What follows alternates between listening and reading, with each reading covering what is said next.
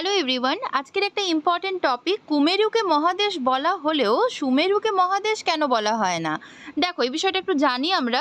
এই যে তোমরা আর্কটিক রিজিয়ন দেখতে পাচ্ছ, এটা হচ্ছে কি না সুমেরু।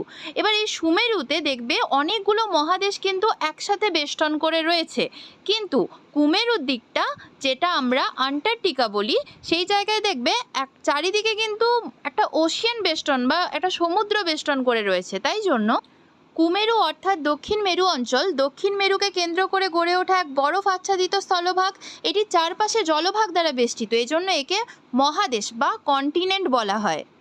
কিন্তু সুমেরু বা উত্তর মেরু অনেকগুলো মহাদেশে কিছুটা কিছুটা করে অংশ জুড়ে অবস্থান করে, এটি আলাদা কোনো স্থলভাগ নয়। তাহলে আজকে আমাদের কাছে ক্লিয়ার হলো যে সুমেরু বা কুমেরু, এই দুটি জায়গার মধ্যে কুমেরুকে আমরা মহাদেশ বলি, কিন্তু সুমেরুকে আমরা মহাদেশ